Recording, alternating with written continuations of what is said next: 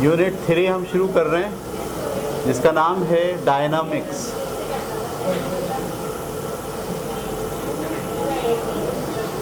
सही है। Study of cause of motion. ठीक है। तो फिज़िक्स की वो ब्रांच जिसमें आप मोशन की वजह पर गौर करते हैं। कोई चीज़ हरकत कर रही है, उसकी वजह क्या है, किस वजह से वो हरकत कर रही है।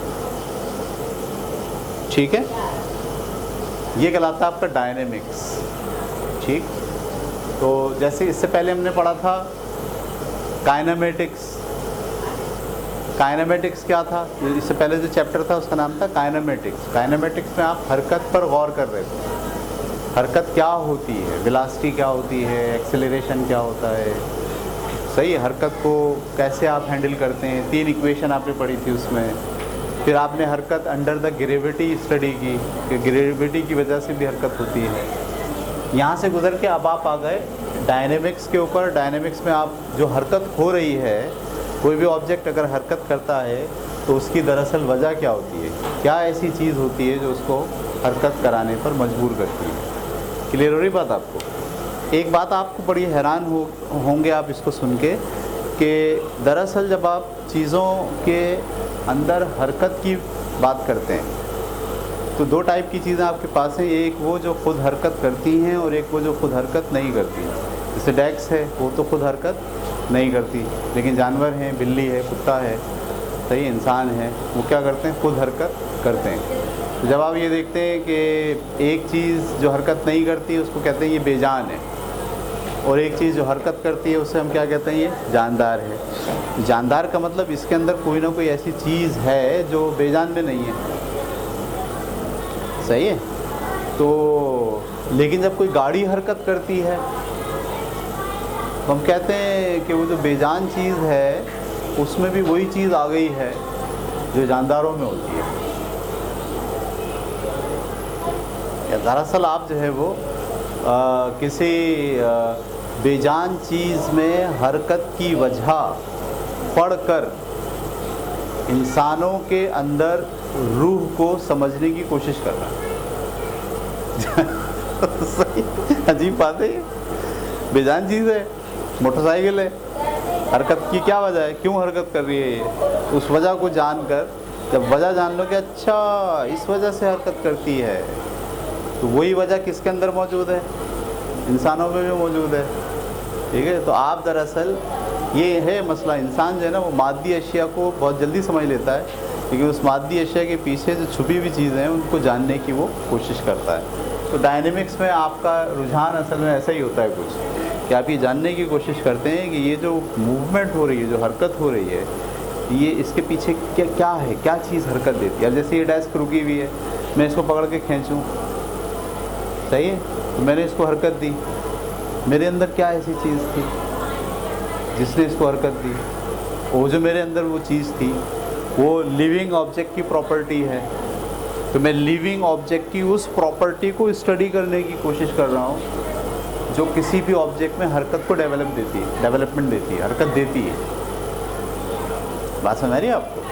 यानी आप अपनी नॉन चीज़ों के बजाय आपके बॉडी के अंदर जो छुपी हुई चीज़ है, जो नज़र नहीं आ रही, जिसको आप देख नहीं पा रहे लेकिन वो है, अब उसको आप उस है को, वो जो है उसको आप क्वांटिटाइज कर रहे हैं। क्वांटिटाइज का मतलब उसको आप नापने और तोलने के लिए सामने लेकर आ रहे हैं। उसे नापा जाएगा, उसे तोला जाएगा, उसे गिना जाएगा। किसको?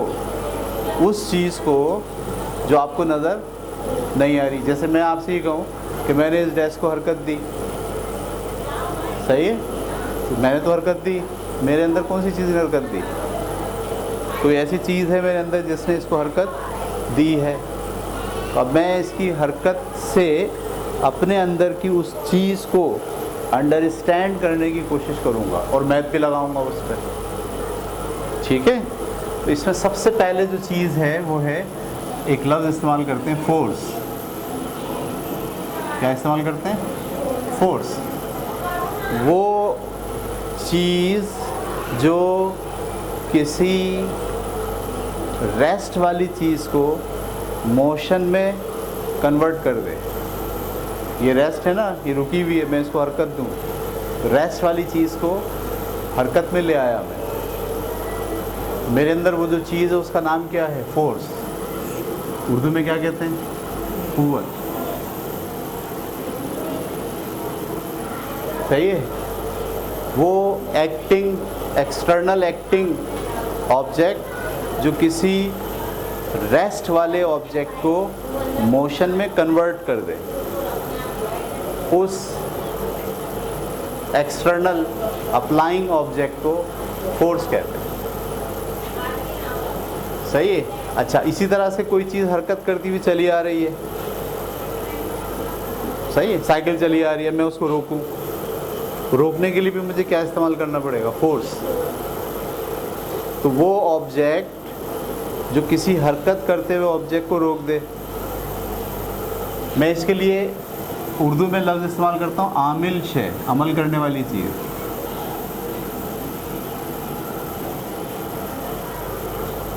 वो अमल करने वाली चीज़ जो किसी हरकत करते हुए ऑब्जेक्ट को रोक दे या रुके हुए ऑब्जेक्ट को हरकत दे दे,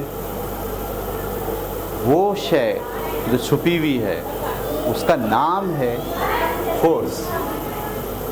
सही है। ये रुकी हुई चीज़ है, मैं इसको हरकत दे दूँ तो मैंने रुकी हुई चीज़ को क्या करा है? हरकत दी है। तो कौन सी चीज़ ऐसी है जिसने इसको हरकत दी है? उस चीज़ को हमने नाम क्या दिया है? फोर्स का नाम। कि वो चीज़ जो हमारे बॉडी में है उसका नाम क्या है? फोर्स है। इसी तरीके से कोई चीज़ चली आ रही है, भागी आ रही है, और मैं उसको क्या करूं? रोकूं, और मैं उसको रोक दूं, तो मैंने दरअसल क्या लगाया है उसको रोकने के लिए? वो आमिल शे कौन सी चीज़ है जो लगी है? उस पर फोर्स लगी।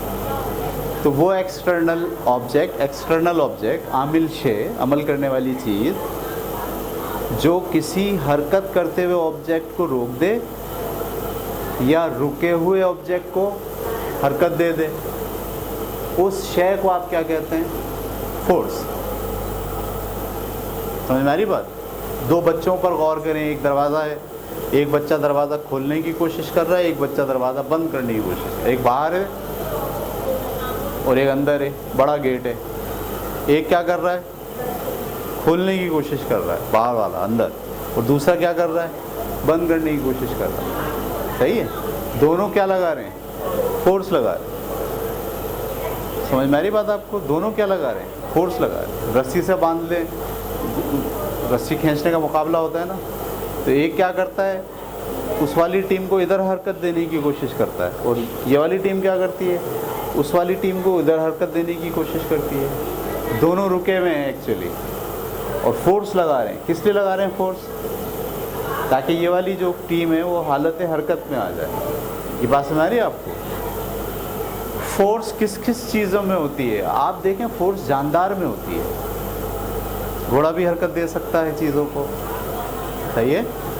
इसी तरह से गधा भी दे सकता है, इंसान भी हरकत दे सकते हैं। इसके अलावा भी फोर्स होती है, हवा में भी फोर्स होती है, हवा भी हरकत दे सकती है। पानी में भी फोर्स होती है, पता आपको? पानी भी हरकत दे सकता है, और हरकत करती हुई चीज़ को रोक भी सकता है। अगर बहाव की उल्टी सिमत में कश्ती जा रही हो, पानी यहाँ बह रहा है और कश्ती यहाँ जा रही हो, तो उसकी हरकत को, कश्ती की हरकत को कौन रोकेगा? पानी रोकेगा।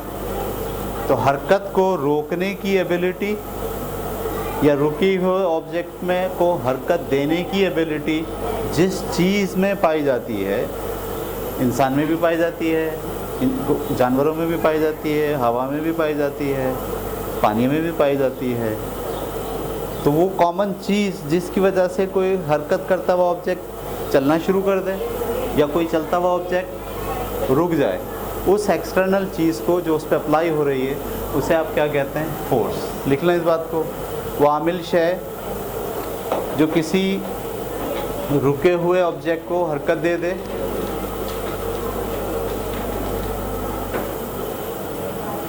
वो आमिल शय जो किसी साकिन यानी रुके हुए रेस्ट वाले जिस्म को हरकत दे दे या देने की कोशिश करे। ऐसा भी होता है, हरकत दे या देने की कोशिश करे।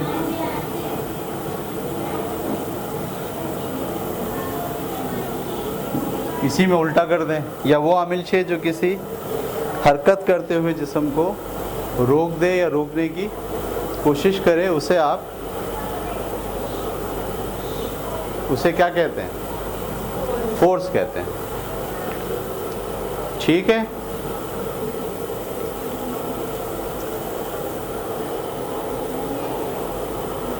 रोकें इसको ज़रा। ठीक है, तो आपकी जब मैंने ये वाला चैप्टर शुरू किया बुक के लिहाज से, तो इसमें पहला टॉपिक ये आया फोर्स का।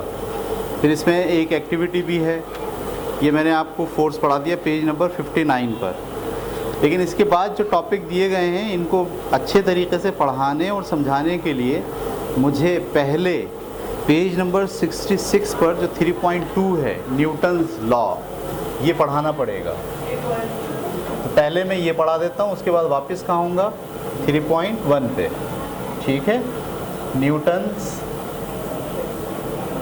Law of motion.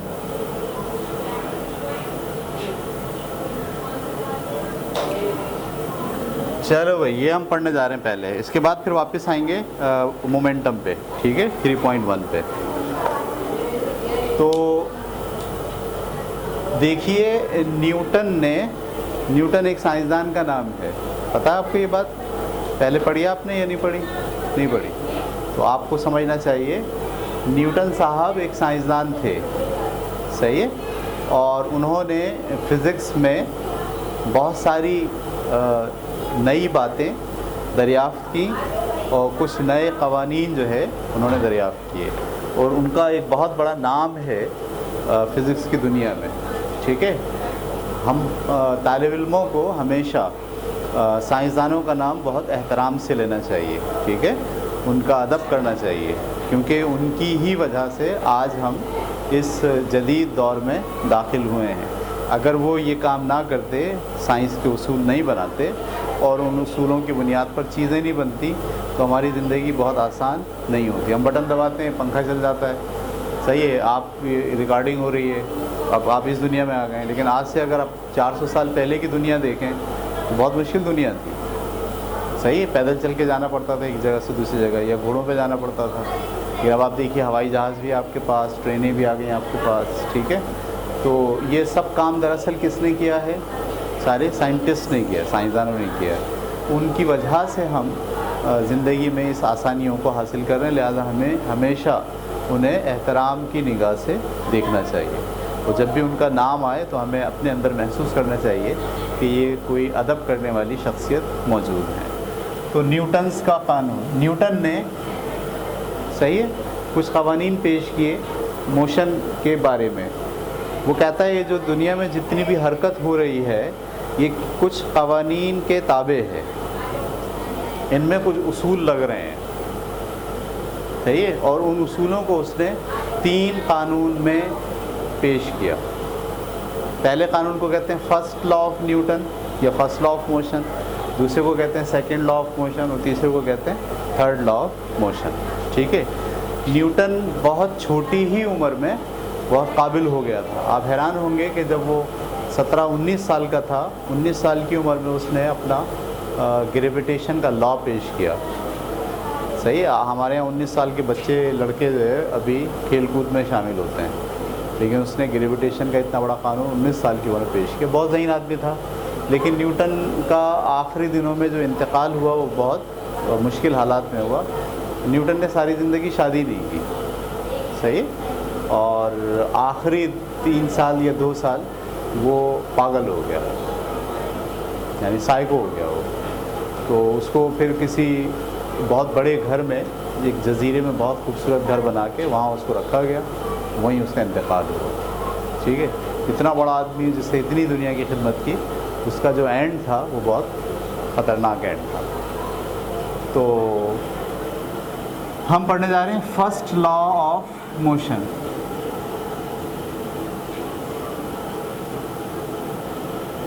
एक बात और भी आपको समझनी चाहिए कि ये जो साइंटिस्ट होते हैं ना, ये जो बात कहते हैं, बातें कहते हैं, ये आम आदमी के लेवल की नहीं होती।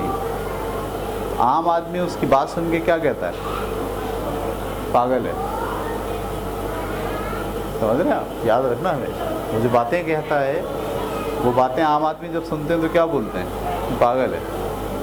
आप हैरान होंगे, जिस आदमी ने पहली बार वायरलेस फ़ोन बनाया बग़ैर तार के, उसने टेलीफोन बन गया था, लोग टेलीफोन इस्तेमाल कर रहे थे, सही है। तो एक साइंटिस्ट था, उसने बोला भाई मैं, उसका दोस्त आया उसके पास मिलने, अच्छा वो भी एक बहुत बड़ा मैथमेटिशियन था, दोस्त बहुत ज़हीन आदमी था, आया, बोले क्या कर रहे हो आजकल? बोला यार मैं आजकल ऐसे प्रोजेक्ट पे काम कर रहा हूँ जिसमें तार के बग़ैर आवाज़ एक जगह से दूसरी जगह जाएगी, तार नहीं होगा पीछे। तो वो जो दूसरा दोस्त आया था मैथमेटिशियन, उसने उसको बातें की, बोला आओ चलो घूमने चलते हैं। उसको गाड़ी में बिठाया और घुमाते घुमाते उसको ले गया साइकेट्रिस्ट के पास, माहिर नफ्सियात के पास। बोला क्या हुआ? बोला यार तुम्हें इलाज की ज़रूरत है। बोला क्यों? बोला तुम अजीब अजीब बातें कर रहे हो तुम, कि अब दुनिया जो है वो तार के बग़ैर जो है वो आवाज़ एक जगह से दूसरी जगह जाएगी। देखें आप, ये आइडिया था लोगों का कि जो आदमी एक नई बात कहता है उसके बारे में लोगों का क्या ख्याल होता था। आम आदमी का नहीं ख्याल है, वो जो मैथमेटिशियन है उसका ख्याल है कि ये आदमी है ना खिसक गया है। लेकिन आज आप कहाँ खड़े हैं? बग़ैर तार के आप आवाज़ क्या, आप बग़ैर तार के वीडियो देख रहे हैं पूरी, बग़ैर तार के सारा सिस्टम चल रहा है हमारे पास। ठीक है, तो उस आदमी को भी सलाम, मार्कोनी नाम था उसका, उस साइंटिस्ट का जिसने आवाज़ के तार के बग़ैर वायरलेस सिस्टम डेवलप किया। तो न्यूटन ने जो पहला कानून पेश किया हरकत के बारे में, वो क्या है? First law of motion. Newton कहता है कि भाई देखो, कोई जिस्म अगर रेस्ट में है तो हमेशा रेस्ट में रहेगा। समझ में आती बात? ये रेस्ट में है, डेस्क हमेशा क्या रहेगी। और अगर कोई जिस्म हरकत कर रहा है तो वो हमेशा हरकत करेगा, बशर्ते ये कि उस पर कोई एक्सटर्नल फोर्स अप्लाई ना हो। सही है? कोई रेस्ट में है तो हमेशा रेस्ट में रहेगा, बशर्ते कि कोई उसको फोर्स ना लगाए। समझ में आती है?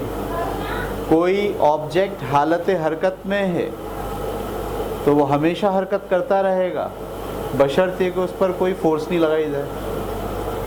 क्या ऐसा हो सकता है कोई हरकत करे तो हमेशा ही हरकत करता रहे? नहीं होता ना ऐसा।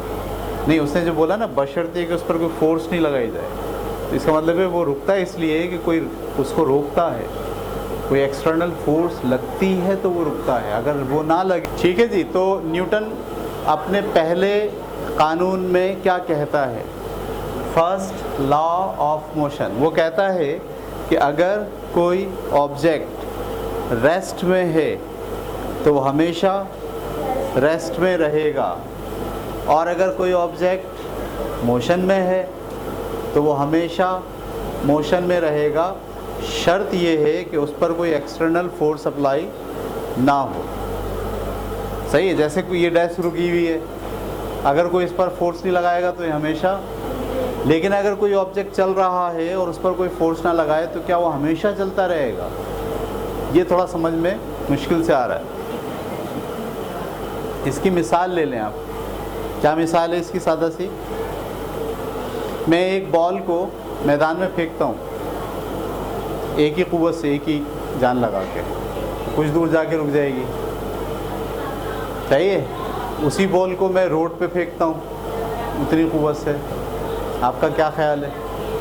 जितनी दूर मैदान में जाके रुकी है, रोड पे भी उतनी दूर रुकेगी या ज़्यादा दूर जाएगी? ज़्यादा दूर जाएगी। अच्छा, फिर मैं फ़र्श पे आ जाऊँ, रोड के बजाय किस पे आ गया? वहाँ पर वही बॉल फेंकूँ, अब क्या होगा? रोड के मुकाबले में फ़र्श पे ज़्यादा दूर जाएगी। अब मैं करूँ फ़र्श नहीं हो बल्कि शीशा हो, फ़र्श के बजाय क्या हो? शीशा बिछा हुआ हो, और उस पर मैं फेंकूँ बॉल उसी क़ुव्वत से, आपके ख्याल में अब कहाँ जाएगी? सबसे ज़्यादा दूर जाके रुकेगी। ये क्या हो रहा है? मैदान के अंदर तो वो कम दूर जा रही है, रोड के ऊपर वो ज़्यादा दूर जा रही है, और फ़र्श पे वो उससे भी ज़्यादा दूर जा रही है, और शीशे पे वो सबसे ज़्यादा दूर जा रही है। तो असल में वो जो बॉल है ना, जब चलती है तो कुछ चीज़ें हैं जो उसको रोक रही हैं। मट्टी रोक रही है, हवा का दबाव रोक रहा है, फ्रिक्शन रोक रहा है, रगड़ रोक रही है। वो फोर्सेस मट्टी में ज़्यादा अप्लाई हो रही हैं, और जैसे ही आप उसको रोड पे लाए, वहाँ पर वो फोर्स थोड़ी सी क्या हो गई? रुकावट डालने वाली फोर्सेस कम हो गई। उसके बाद फिर जब आप उसको फ़र्श पे लाए, वहाँ पर रुकावट डालने वाले फोर्सेस क्या हो गई? और कम हो गई। और जब शीशे पे ले आए तो वो तकरीबन ना होने के बराबर हो गई। अगर आप बिल्कुल ही ख़त्म कर दें, अब खला में चले जाएं, आप स्पेस में अगर आप एक बॉल फेंकें तो वो चलेगी ना आपके हाथ से, जिस स्पीड से निकलेगी उसी स्पीड से चलती रहेगी, रुकेगी नहीं। ये कह रहा है न्यूटन का पहला कानून। अगर कोई ऑब्जेक्ट हालत हरकत में है तो वो हमेशा हालत हरकत में रहेगा, और अगर वो रेस्ट में है तो हमेशा रेस्ट में रहेगा, बशर्ते कि उस पर कोई एक्सटर्नल फोर्स अप्लाई ना हो। कोई ऑब्जेक्ट अगर हालत हरकत में है तो हमेशा हरकत करता रहेगा, बशर्ते कि उसको कोई रोके ना, और कोई अगर रुका हुआ है तो हमेशा रुका रहेगा, बशर्ते को कोई उसको चलाए ना। ये बोला जा रहा है, सही है। कोई भी ऑब्जेक्ट अगर हालत हरकत में है तो हमेशा हरकत में ही रहेगा, शर्त ये है कि उस पर कोई एक्सटर्नल फोर्स अप्लाई ना हो जो उसको रोके। और अगर कोई ऑब्जेक्ट रुका हुआ है तो वो हमेशा रुका रहेगा, बशर्ते कि उस पर कोई एक्सटर्नल फोर्स अप्लाई ना हो उसको चलाने के लिए। ये है कानून न्यूटन का पहला। आसान है, मुश्किल है? रुका हुआ जिस्म हमेशा रुका रहता है, हरकत करता हुआ जिस्म हमेशा हरकत करता रहता है, बशर्ते कि एक्सटर्नल फोर्स अप्लाई। अगर एक्सटर्नल फोर्स के बग़ैर देखेंगे आप तो रुका हुआ जिस्म हमेशा रुका रहेगा, और हरकत करता हुआ जिस्म हमेशा हरकत करता रहेगा। एक्सटर्नल फोर्स के बग़ैर रुका हुआ जिस्म रुका रहता है, हरकत करता हुआ जिस्म हरकत करता रहता है। सही। इस कानून को आप क्या कहते हैं? न्यूटन का फर्स्ट लॉ ऑफ मोशन। ये बात क्लियर हो गई? लिख लें इसको, ऑफ करें।